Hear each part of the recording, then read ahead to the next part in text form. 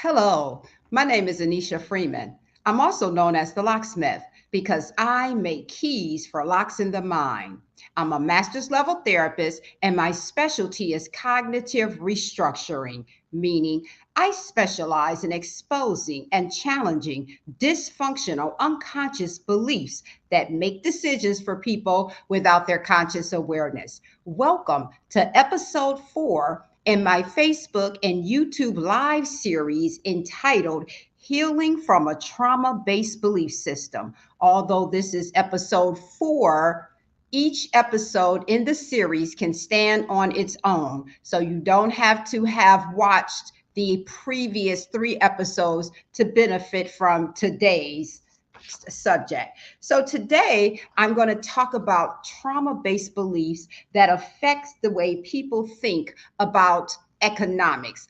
I'm talking about some trauma-based beliefs that keep people trapped in poverty and affect the way they think about finances. Now, during each episode, I use certain terms interchangeably. So whenever you hear me use the words lies, issues, unaddressed issues, and the buttons people push, as I use those terms interchangeably, I'm referring to dysfunctional, unconscious, trauma based beliefs that make decisions for people without their conscious awareness. So today I'm going to talk about three trauma based beliefs, unconscious beliefs that affects people's thoughts as it relates to what they're entitled to economically, what they can accomplish, and what socioeconomic status they can obtain.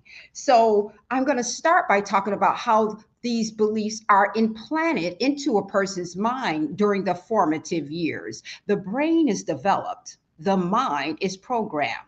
The mind is programmed during those critical foundation years by how a person is treated and by what a person observes, according to noted experts in the fields of neuroscience and psychology. Now, there are exceptions to the rules. People's belief system can be affected later in life, and that's what cognitive restructuring is about. And people's belief systems can be impacted in a positive way or a negative way later in life. But the primary programming happens during the formative years. So the first trauma-based belief that I want to talk about, and trauma and poverty is a form of trauma. So there are, according to noted experts, there are 2 types of wounds. So there are type A wounds and type B wounds. So type A wounds are the absence of good things that should have been there. Type B wounds are the presence of bad things. So someone can experience trauma who hasn't necessarily been beaten or verbally and emotionally or mentally abused. They may have experienced trauma from the absence of certain things, like their basic needs being met on a consistent basis, or having stability because their family was poor and they would have to move from place to place or spend time living in shelters. So that's a form of trauma if there's no stability in a person's basic needs are not being met in an adequate manner. And so the first trauma-based belief that I'm going to talk about that affects people's thoughts about life and poverty and finance is survival is the goal. Now, initially, when people hear the word survival, they think of resilience, and in a lot of cases, they think of something positive. And it is positive to survive all sorts of horrific conditions, but the problem with this belief is that it's saying that survival is the goal as opposed to thriving. So how could this belief be implanted into a child's mind during those critical foundation years? Well, if a child is raised in an environment in which the child observes people like his or her parents or other siblings or extended family members make decisions that keep them in survival mode as opposed to making decisions that help them thrive or exit poverty, then the child is being programmed to believe that survival is the goal. If a child is raised in an environment in which he or she hears people bragging about mastering the policies and procedures for surviving rather than hearing people talk about the policies and procedures for thriving, then the child is being programmed to believe that survival is the goal. If the child is raised in an environment in which he or she has someone discourage the child, when the child expresses a desire for a certain type of career that is not common in that community, in the child's community, or in the child's family system.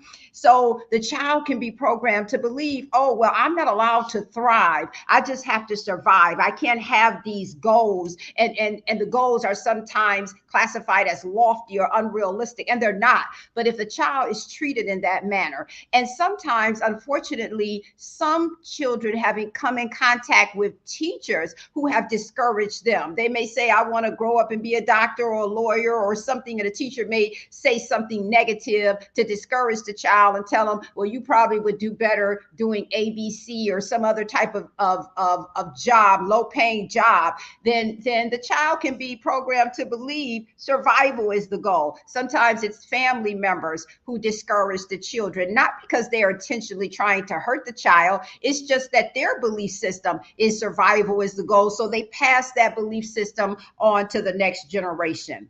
So the next belief I'm going to talk about and how it's implanted into a child's mind is higher education is not important, accessible, or attainable. It's only part of a lofty dream speech. This is a dysfunctional, unconscious belief that keeps a lot of people trapped in poverty, that keeps a lot of people believing that they're not eligible to have a career, to do something professionally that empowers them to make a livable wage. And so the way that this trauma-based belief or dysfunctional belief can be implanted into a child's mind is via maltreatment.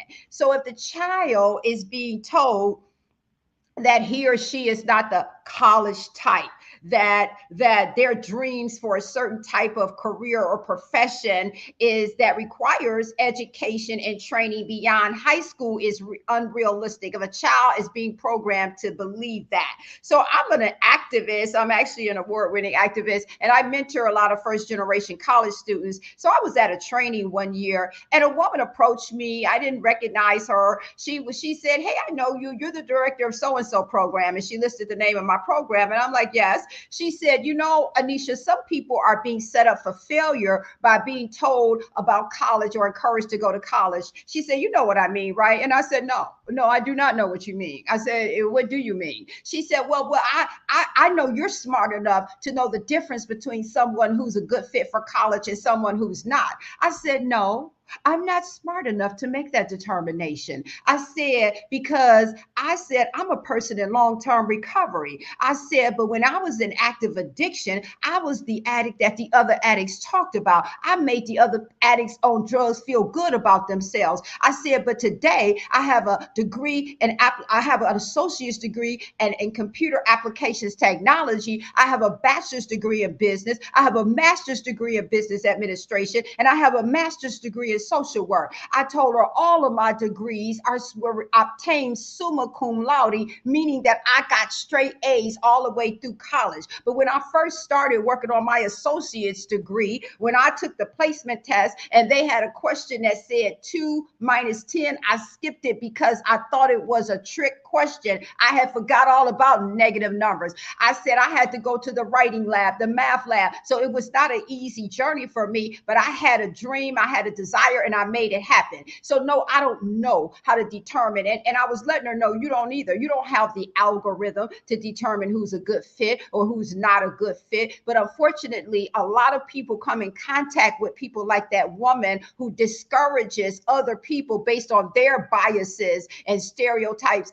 they discourage other people. And so they play a role also in this unconscious disbelief being instilled or reiterated in a person's mind that they're not eligible to, go to college. Another way that this unhealthy belief or this lie can be instilled in a child's mind is via observation. So if a child grows up in an environment in which he or she observes people working 2 and 3 minimum wage jobs their entire lives, just to survive, while critiquing or making fun of or ridiculing other people who go to college, then the child is being programmed to believe that higher education is not important, accessible, or attainable. And I'm not talking about people who work 2 or 3 jobs to help break the cycle of poverty. There are some parents who have sacrificed and worked 2 or 3 jobs to put their children through college, but they encouraged their children all while their children were growing up, even though they were working minimum wage jobs or low paying jobs and saving money so that they could break the cycle for the next generation. They encouraged their children. They didn't instill this belief that higher education is not important, accessible, or attainable. They instilled in their children that they were eligible to get a career or to do something that empowered them not to have to work 2 or 3 jobs. I'm not talking about that form of observation. I'm talking about this belief being instilled in children who observe people working 2 or 3 minimum wage jobs, just barely surviving their entire lives and never talking about other opportunities or other ways to make a living. This belief can be instilled. So the third belief that I'm going to talk about that is programmed into a person's mind during the formative years that affect the way they think about poverty and finances is being poor and struggling is a way of life. Now, remember, all of these beliefs are unconscious. A person who's afflicted by this belief, they wouldn't walk into a room and say, hello, I think being poor and struggling is a way of life. It's an unconscious belief. It affects the way they make decisions. And so a child can be programmed with this belief by observing people living in poverty and being taught the policies and procedures of navigating the basic needs systems. Now, the basic needs system is in place for a reason. There are times when people need help with paying their bills and food subsidies. Those systems are in place for a reason. Anyone can need to come in contact with that system at some point in their lives. That's not what I'm talking about. I'm talking about people being raised in an environment where, depending on the basic needs system, is being programmed to them as a resource to take care of them the rest of their lives. But a lot of places and states have changed some laws, and so people have a limited amount of time that they can access certain resources, but people still sometimes find themselves trapped in that system. Another way this lie or unhealthy belief or trauma-based belief can be instilled in a child's mind is via maltreatment. So if the child has someone ridicule him or her for expressing aspirations to live a different way of life, then the child can be programmed with this lie. So I have an example. Some years ago, I was living in a particular city where I was doing some youth groups, and I was doing it at a location that was in between a poor part of the city, but right on the edge of upper middle class area. And some people in there might have been upper class, but more like upper middle class.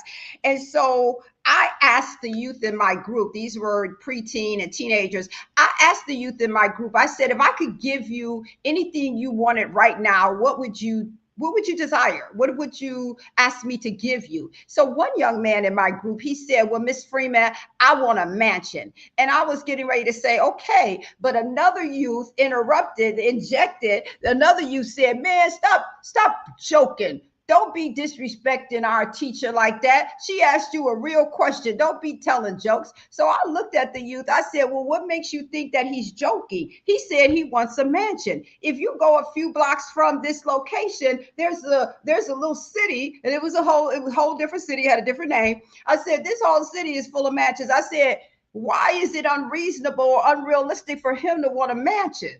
So the young man said, well, if he want a mansion, then I want a spaceship. And I said, well, have you ever heard of NASA? And so then I expanded the conversation. But this is just an example. That was an example of someone who had been programmed to believe that being poor and struggling is a way of life. So, how do these beliefs follow people into their adult lives and affect them? Well, if there's no intervention, if there's no cognitive restructuring, these beliefs will follow a person into their adult life, and will make decisions for them. So, here's an example. Let's go back to this trauma-based belief. Survival is the goal. This belief will cause a person in their adult life to make decisions daily that result in surviving rather than thriving. They won't avail themselves of education or training opportunities. And everyone doesn't have to go to a university to obtain a career. There are trades. People can go to vocational training programs. There are a lot of different options for people to learn and acquire skills that they can use to exit poverty. But a lot of people who've been programmed that survival is the goal, they won't avail themselves of those opportunities. They will hear about a program, and a lot of times it's free programs that are federally funded where they don't have to pay to get certain training, or there's certain 2-year colleges that have free tuition in certain states and areas. But a lot of people who have been programmed with this unconscious belief will hear about those opportunities, but they won't avail themselves of them. Another way this unhealthy belief can affect a person in his or her adult life is that it can make the person brag about their ability to survive. It can make them say, "Yeah, I made it just one more day. I know how to make a dollar out of 2 cents. I know how to make it to the next day." Like they brag about surviving as opposed to learning how to thrive. And then they discount other people's academic achievements. So because they've been programmed with this belief. I unfollowed a person on my personal page recently because they put a post on discounting education and critiquing and criticizing and almost like ridiculing people who have graduated college like it wasn't necessary and they wasted time and all of this type of things. And so I usually, if I see someone on my personal page that has a different, or one of my professional pages, people have a right to have their own opinion. I don't believe people have to agree with me. The reason that I unfollowed him is because I could see the harm that his post was doing, because the way he framed the post was really saying that people who go to school are wasting their time. They're not that smart. It's not really necessary to be successful. And there are a lot of people who are financially secure and successful who never went to college, who didn't go to any type of vocational training program. But that is not the rule. There are a lot of people who have goals and dreams that require alphabets behind their name. And I felt like his post was doing a lot of harm. And I mentor a lot of first generation college students. So you won't have that on anywhere where people that follow me can see it. And so, but people tore him up in the comments. He has a right to his opinion, but people tore him up. They were slicing and dicing them in the comments like, dude, for real? People that went to school, operating on 2-3 hours of sleep for years, working 2 jobs and going to school. People tore him up. And here's the thing. This is the post. I replied to him. Mostly I ignore comment, posts if it is a different opinion than me. I ignore it, but this was, oh no, he stepped on my little pet peeve. I'm like, no. So as I'm an activist. So I replied, I said, I believe that you appreciate that your dentist went to school, went to college, went to the university. I said, I don't believe you would let anybody, work on your teeth who didn't complete, higher academia, didn't go to the college and stuff. And he put some silly reply. That's when I blocked him. I'm like, I'm not doing this with you but a lot of people, unfortunately, who have been programmed with the belief survival is the goal, they make fun of other people. So I'm going to read the functional belief that challenges this trauma-based belief that survival is the goal. We all desire to have our basic needs met, such as food, shelter, clothing. But life has so much more to offer than mere survival. If survival is the goal, then you will set objectives and activities designed to meet that particular goal. If your goal is to live life to its fullest, then you will design activities and objectives to help you meet that particular goal. It takes the same resources, time, and energy to survive that it does to thrive. So it's though T and E. I do a group for youth entitled T and E, the dynamic duo, time and energy. Those are the two resources you're going to use whether you're in survive mode or thrive mode. In fact, merely surviving is more exhausting and time consuming than attempting to live life to its fullest. That's because once you have sacrificed, concentrated all your efforts for a period of time, disciplined yourself, and amassed assets that produce on their own, you won't have to work as hard as someone who is merely surviving. When the goal is merely surviving, every day becomes a boring struggle with a substandard, fatigued existence as the end result. Think thrive, not survive. So let's talk about how this lie, higher education is not important and accessible or attainable. It's only part of a lofty dream speech. Let's talk about how this lie can affect a person in his or her or adult life. So this lie can cause a person to work 2 or 3 minimum wage jobs for years, barely making it. And a lot of times it's because people don't have information. Some people think that they can't afford college. I was doing a series of groups at a youth detention center some years ago, and the director of the center had given me some coupons to use as incentives in my groups to get the youth to participate. And so coupons were these little things that they can use to go to the store inside the detention center and buy snacks or get a haircut or, buy other little personal items. So I had a big stack of them coupons. So I said, and I wanted to, it was me doing some research with the youth to see how much information they had.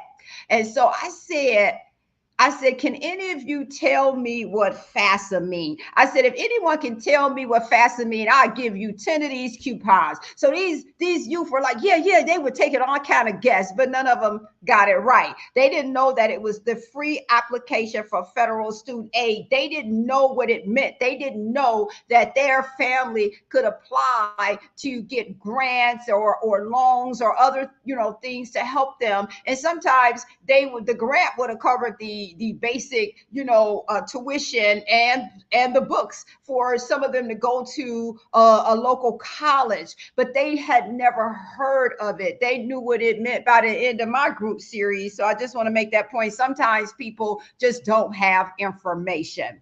So it can cause a person to feel frustrated and discontented, dissatisfied for years.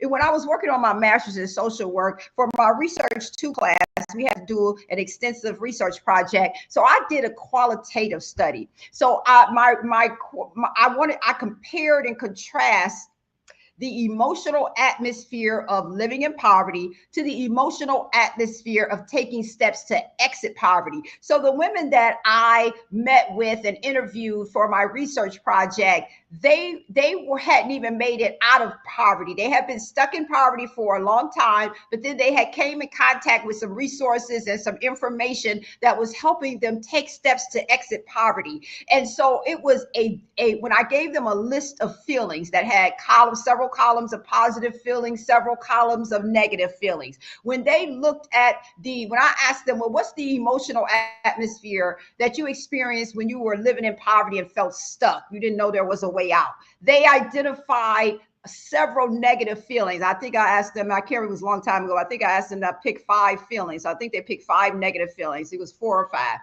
And then when I asked them to use the list to pick the emotional atmosphere of taking steps to exit poverty, they went straight to the positive side. They hadn't even made it all the way out yet, but they knew it was an exit date. They were taking steps. They were actively involved in breaking the cycle of poverty. And it was a completely different emotional atmosphere. I just wanted to make that point. Another way this unhealthy belief, this trauma-based belief can affect a person in their adult life is it can cause that individual to distance him or herself from others who talk about careers because they feel uncomfortable when actually they should be in the presence of these people, learning from them and having their belief system challenged. So now I'm going to read the functional belief that challenges the lie: higher education is not important, accessible, or attainable. Higher education is accessible to anyone who is willing to do the work to make it happen. This is the information age, and is really a different age now with AI. I wrote these some years ago. This is the information age, and very soon you will need an education to work in a factory. School is not something to be feared. You're going to need an education or some type of vocational training. They're turning to robotics and all of this. You're going to need some type of education or training. School is not something to be feared. There are grants, loans, scholarships, work study programs to help finance your education. If you stop telling yourself you can't do it and stop hanging around people who have never been to college, who are giving you their expert opinions, you may find your mindset changing. If you start talking to someone who has been there, done it, and got the t-shirt, then maybe you can learn about the process and get some advice on how to make education or vocational training a part of your reality. Pick your pain.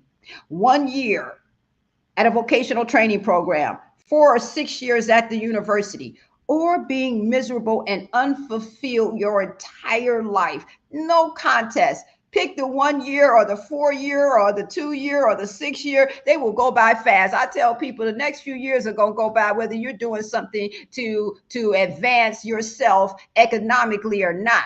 I remember when I signed up for my bachelor's, I had finished my associates. I signed up for my bachelor's and I was working full time at that particular point in time and going to college. And the woman in the advisory center in the registration department, rather, she was like shaking her head because her own biases and stereotypes. She was like, it's going to take you 3 years going part-time. I said, to complete my bachelor's. I said 3 years are going to go by whether I'm in school or not, so that's the way I thought about it. So let's do the last one. And I'm running out of time. So this is the last episode in this 4-episode series. So I might go a few minutes over for this last episode. This is such an important, all of these topics are important, but this is very near and dear to my heart. And so let's talk about how this lie, being poor and struggling, is a way of life. This trauma-based belief can affect a person in his or her adult life.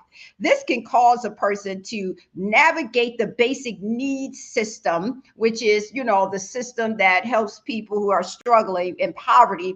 And then it will also cause them to teach the next generation how to access services. Like I said earlier, that's not the case with everyone. There are some people who are using the system and working 2 or 3 jobs to take care of their family, but they are instilling into their children the need for education or vocational training so that the next generation makes it out of poverty. But there's some people who just don't have information, and they're trapped by this unconscious belief. It's hard to fight an invisible enemy. They're trapped by this unconscious belief. So they are passing this belief to the next generation.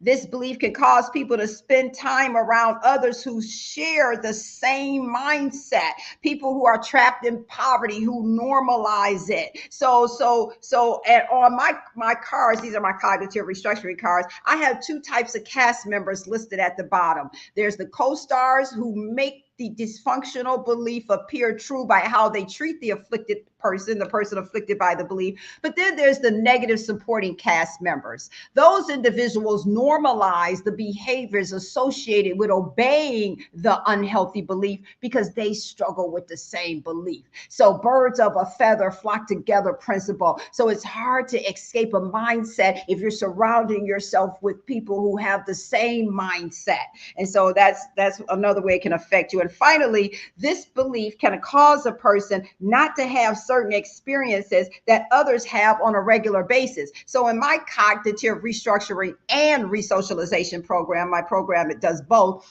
I made sure that the women that I worked with for years in my trauma group, we did field trips periodically, and I would take them so they would have experiences. I wrote a grant and did fundraising to give them some experiences that a lot of them had never had before. Some had. I work with women from various, socioeconomic classes, but a lot of them were from poverty and they had never had certain experiences. One of them was a fine dining experience. And one of the young ladies, when we were at one evening at this fine dining restaurant and having this awesome, meal, she said, wow, I really like how they bring the food out to your table. And I saw other people look at her, and I changed the subject real quick so they wouldn't embarrass her. But later I asked her, about that comment. And she said that she had never been to a sit down restaurant, that she had only been to fast food restaurants or, gone through the drive through or went in and got their food, and did at the counter and then went and sat down. But she had never been in a sit down restaurant where somebody brought the food to the table. This woman was in her 30s. So this belief can cause a people not to have certain experiences that other people have on a regular basis. So I'm going to read the functional belief that challenges the lie,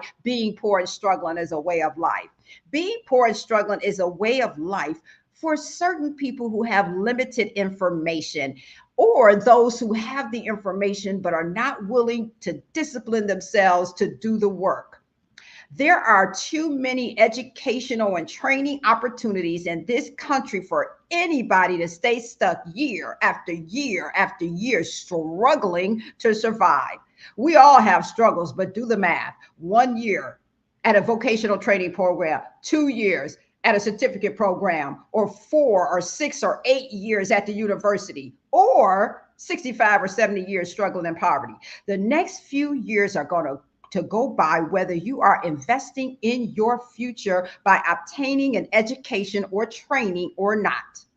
You should refuse to allow the customs and norms of people who are trapped in poverty to lock you into a life of mediocrity. You deserve better. Start reading books written by wealthy people and start doing what they do. Research shows that education and training is the #1 way to exit poverty. There is an exit ramp. You do not have to continue the legacy of poverty for another generation. Take one for the team. Someone has to sacrifice in order to normalize higher education and training in your family. Well, that's all for this episode 4 in my series entitled Healing from a Trauma-Based Belief System. I am going to offer, and I'm offering, and I'll put the link in the comments, I'm offering an 8-week online group series by the same name, Healing from a Trauma-Based Belief System. But this series will be held. It's a private series. You have to register. There is a cost associated with it, but you will benefit tremendously. People who register for this 8-week course will meet once a week on Thursday evenings. We will meet from 6:30 p.m. to 8:30 p.m. Eastern Standard Time online via Zoom. And so people who register, they're going to receive my workbook and 2 sets of my cognitive restructuring cards. So they'll receive a set of 100 dysfunctional unconscious victim-based beliefs and a set of 100 dysfunctional unconscious villain-based beliefs or trauma-based beliefs. Most of these beliefs are instilled via trauma conditioning into people's minds. So you'll get both sets, this workbook that has worksheets, and I'm going to walk you through the workbook, and I'm going to give you additional information that's not in the workbook. I'll give you additional resources. You'll get videos to watch in between the online group series that we will do. Week 1, we're going to talk about the findings of noted experts in the fields of neuroscience and psychology. So you'll see Anneshia didn't just make this up, right?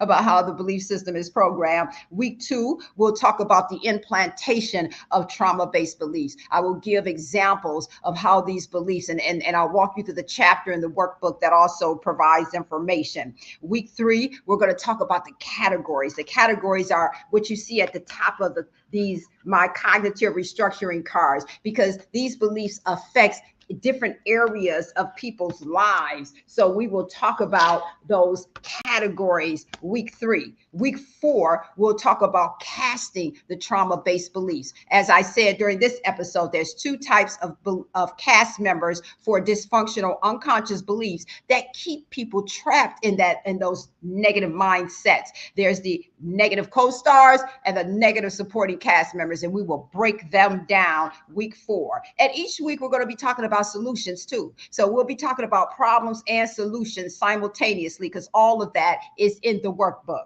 So we're going to talk about clues to the cast. I also have that on the cards. We tell people what our belief system is and what it's not. Even if the belief system is unconscious, we tell people how we think by what we say, what we don't say, what we do, and what we don't do. And I'm going to break that down on week 5.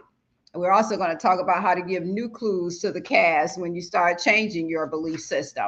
So week 6, we'll talk about how trauma-based beliefs collaborate, because these beliefs will work together. They're like a well-oiled machine. These beliefs will collaborate. A victim belief can collaborate with a villain belief. So we will talk about how they collaborate internally. These beliefs can collaborate within you, but also how a trauma-based belief in one person can collaborate with a trauma-based belief in another person. We'll break that down. We're also going to be talking about how to get free.